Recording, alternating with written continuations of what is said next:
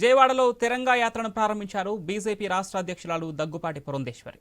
ఈ యాత్ర అప్సరా థియేటర్ నుంచి ఏలూరు రోడ్డు మీదుగా సుభాష్ చంద్రబోస్ విగ్రహం సెంటర్ వరకు సాగింది.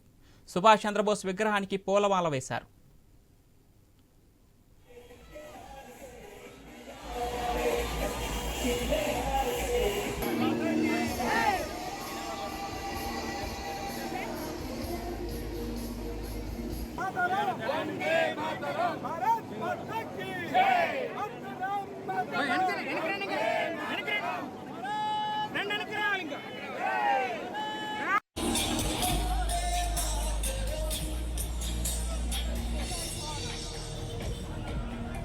నడు